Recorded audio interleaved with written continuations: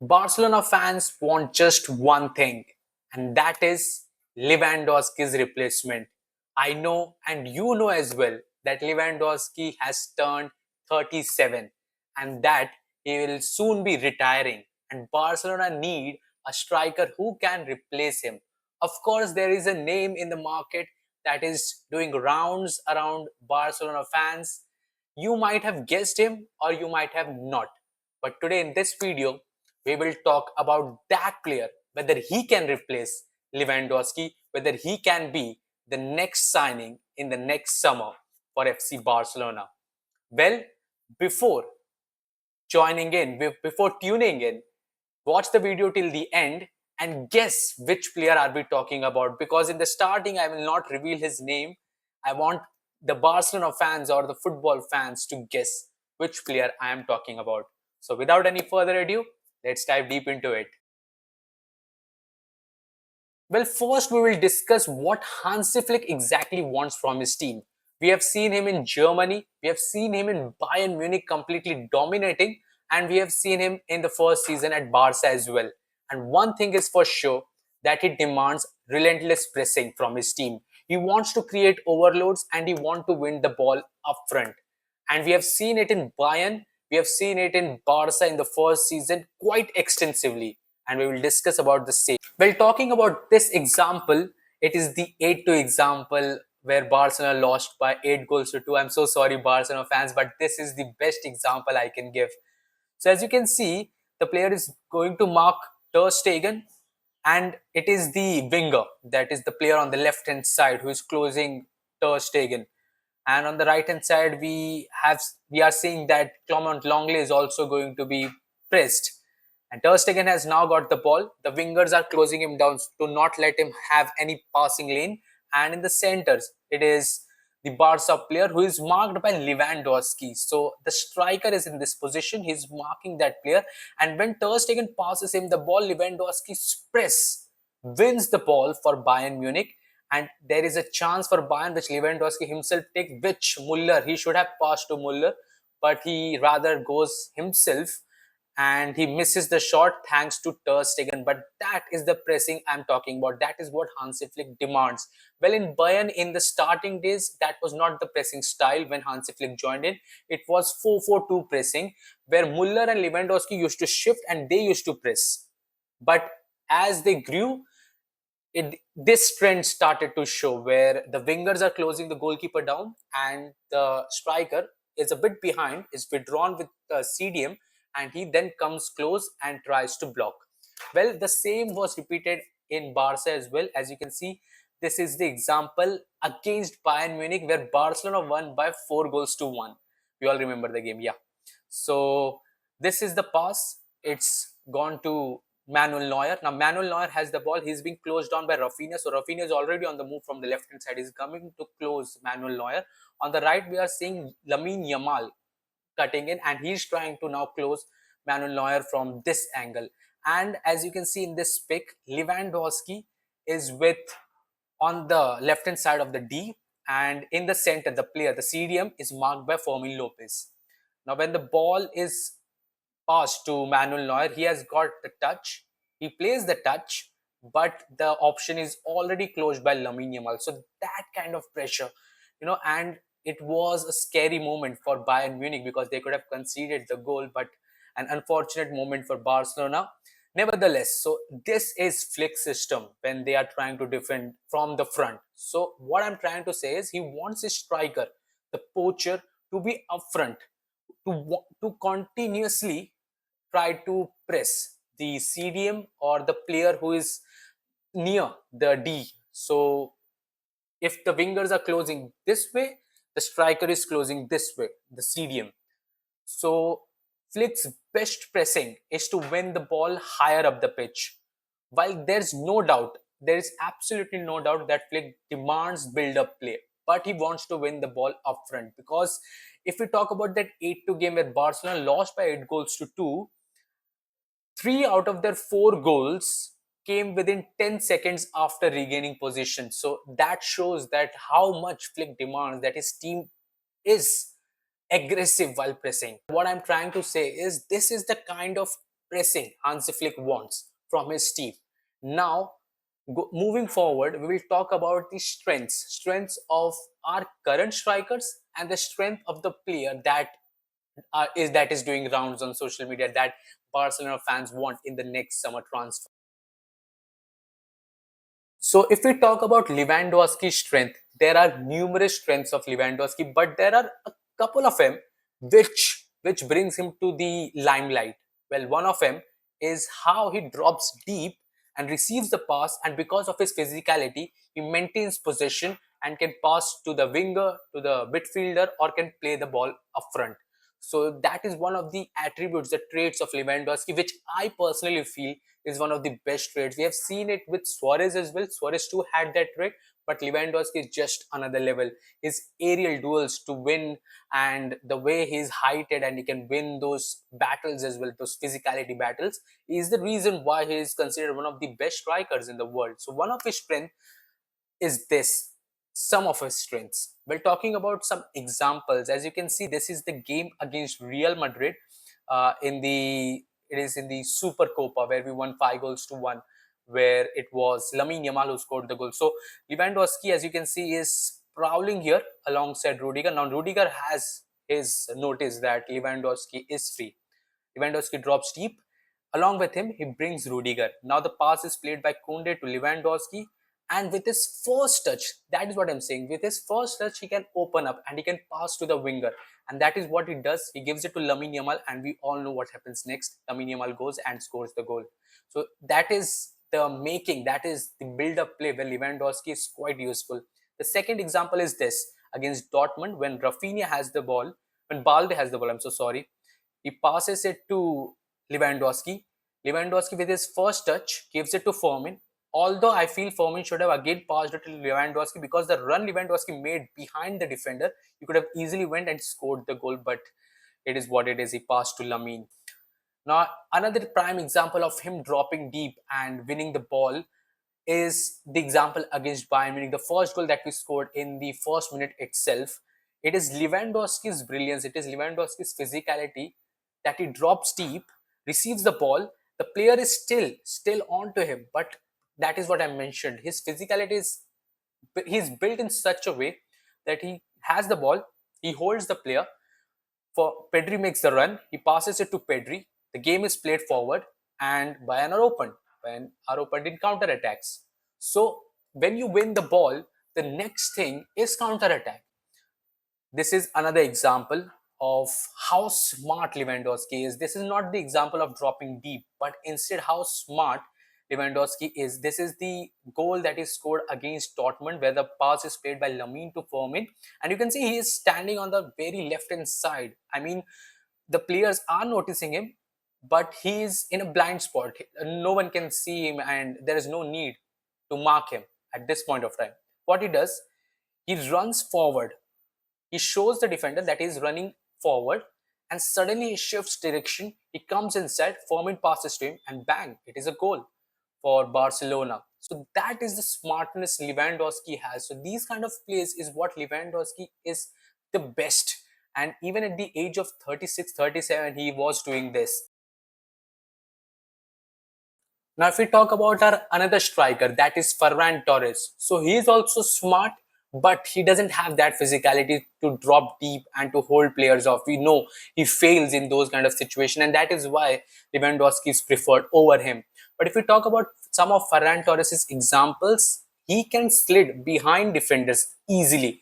And we have seen some prime examples against Real Madrid itself when he equalized in the Copa del Rey finals when the ball was played by Lamine, and he has made that run behind Rudiger, and then Rudiger is in a blind spot. He runs behind him and he gets to the ball first, and he takes on Courtois and then finishes it off. So he can slid behind defenses, and this is not just one example. As you can see in this goal against Atletico as well, when we played them, once again Lamine has the ball. He has made the run behind the defender. He receives the ball and he slots it home.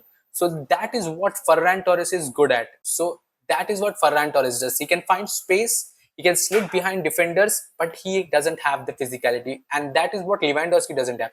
Lewandowski rarely slits behind defenders because he's a big presence. So defenders have a note of him, and that is what Ferran Torres brings to the game. So different personalities, different some similarities, but rather they are a lot they have a lot in contrast to each other. They don't have something similar. Well, the one player that you all say is a replacement for Lewandowski is Julian Alvarez, and we all know that how people are behind Julian Alvarez, that we have to sign him. He is a Barcelona kind of guy. We're talking about some of Alvarez's strengths. It is the relentless pressing, excellent shooting. His free kick is quite excellent, excellent positioning, and as compared to other strikers, he can hold the ball, he can dribble, he can score goals from long distances, and can create chances as well. So he can assist in everything. But one of his traits that I feel is the most important is the pressing, how he presses. There are two types of press, either aggressive and aggressive and smart. Lewandowski and Alvarez are aggressive and smart. Although Lewandowski, since he has aged now, he's at the age of 37, he is not able to press that what he used to do in Dortmund or Bayern Munich. But Alvarez, on the other hand, he is still young and he presses in such a way. And most of his goals in the FIFA World Cup also, you will see that the final goal that was scored in the finals by Argentina, where Di Maria scored the goal, he was the one who pressed the player, and that resulted in Argentina getting the ball, and then they quickly counter-attacked and they scored the goal. So the transition play was quite good, but it was Julian Alvarez's pressing that won the ball for Argentina. The second example is, of course, against Australia. Rodrigo Ball and Julian Alvarez pressing, and the goalkeeper loses the ball, and Julian Alvarez scores. His finishing example, and the way he creates spaces. This is one of the examples. He's good at heading as well.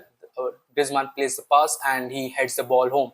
So these are some examples of Julian Alvarez. This is another one where he has made the run. Rodrigo Paul is looking for a pass, and Julian Alvarez has made the run behind the defender. He gets the ball and he finishes it off. So those are some traits of Julian Alvarez, and the one that I love the most is his pressing. Of course, he is just outrageous in his pressing. But another thing that you have to note is he doesn't have that dropping deep and winning the ball. And most of his goals, if you see, Julian Alvarez's most goals are from outside the box, or rather inside, but it's a rebound shot, or he is in a position where he can score. So I won't say that he's a direct poacher. He's not a direct striker. He's more of a second striker player. And that is the reason I personally feel, and this is my opinion, and this is the reason why I made this video. I personally feel he is not a replacement for Lewandowski. He is not an outward replacement to Lewandowski. He has some traits, but not everything about Lewandowski. He is not good at aerial duels. He is not good at dropping deep and receiving the ball and holding with his physicality, and that is what Lewandowski excels in. But some of his traits that match with Lewandowski is his pressing, is his the way he finds space, the positioning. Those all traits are similar to Lewandowski, but these are not, and that is what Hansi Flick wants. Pressing is good; he wins the ball up front, but when he has to drop deep, he might not be able to do that work. And if you are against my thought on this, let's discuss this on stats, how stats compare Lewandowski to Alvarez and Ferran Torres to Alvarez. Well, if we talk about Julian Alvarez versus Lewandowski, so last season, if I talk about, Lewandowski played 34 games, Julian Alvarez played 37 games, as you can see on the screen. 2876 minutes for Lewandowski, 2245 for Julian Alvarez. And in that, Lewandowski scored 27 goals, Alvarez scored 17. Goals per 90, 0.93 and 0.75. Of course, Lewandowski once again leads in this. But as you can see, the assist is quite less of Lewandowski. It is just 3, and Alvarez has 6 assists. And if we talk about the scorers, the 1v1 index, the offensive power, the defensive power, the attacking threat, it is almost similar to what Lewandowski has. And the defensive power is somewhat better than Lewandowski. But if you talk about passing and ball progression, once again, Lewandowski fails against Alvarez. Alvarez is so good in that. He has 73.57 ball progression, passing, and ball progression, whereas Lewandowski has 67.36. So that is what I'm saying. He's more of a build-up kind of striker. He wants to be involved in the game. Lewandowski, of course, he drops deep and he wants to involve, but he's more of an out-to-out poacher. He wants to be in the box. He wants to score goals. Now, if we talk about the defensive model of both of them, as we can see, interception, Alvarez has more interception, block as well. Tackles, Lewandowski has. But apart from this, the ground duels and ground duels lost, it is kind of similar. But there is a contrast, there is a drastic drop in Alvarez in the aerial duels, and that is the reason why Lewandowski thrives in those moments. Whenever he drops deep, whenever the ball is played long by Szczesny or by Inaki Peña or by Ter Stegen, he gets the ball, he receives the ball because of his height, because of his physicality, and he has that ability to hold the players up. Alvarez doesn't, and that clearly shows. He has 30.23 Alvarez and Lewandowski has 47.76. And the reason why this is because in corner kicks, Lewandowski also helps Barcelona behind and he also tries to win the corner kicks and tries to counter. So in those kind of situations, Lewandowski is quite good in aerial duels, but Alvarez is not. Now, leave this aside. If we talk about this, the map, the stat, the offensive comparison, if you would see, the graph is a lot different. Goals, of course, Lewandowski leads. Lewandowski is yellow. I would just like to clarify. Julian Alvarez is blue. So Lewandowski has yellow. Goals per 90 also, Lewandowski has more. Goals by foot, Lewandowski has more. Goals by head as well. Shots on goal. But the only thing Alvarez has over Lewandowski from the past season is assist. And rather, all of them is belongs to Lewandowski. But when it comes to defensive power, there are only clearances by foot and headed defensive and defensive stability more of Lewandowski. Rather, all of them belongs to Julian Alvarez, the block, interception, ground duel. So ground duels, all those things is Alvarez is better than Lewandowski, and we can directly see. So offensive comparison, as I said, he's a second striker. So he has less goals than Atletico also. We all know that they are not that offensive as compared to what Barcelona were in the past season. So that is the reason. And this is Lewandowski versus Alvarez in skills, and you will see such a drastic change. There is effectiveness in build up, Alvarez has more. Sense of space, it is Alvarez. Critical ball losses, of course, Alvarez has more. Only goals is more of Lewandowski. Ball regains as well, Alvarez has more. So in those kind of skills, it is Alvarez who leads. So if you want relentless pressing, if you want to win the ball high up, I think Alvarez is a good option, but not a complete replacement of Lewandowski. He is not that kind of poacher who can be present in the box and can score goals. Now, you would say why Barcelona wants Julian Alvarez then? Why are people over Julian Alvarez? Why they want Julian Alvarez in the Barcelona team? I think he's a replacement for Ferran Torres. Now, hear me out. So, Ferran Torres against Julian Alvarez. And you would laugh at me, but in 21-22, we tried to sign Julian Alvarez, but because we were in need of a striker, we went behind Ferran Torres. It was a race between Ferran Torres or Julian Alvarez.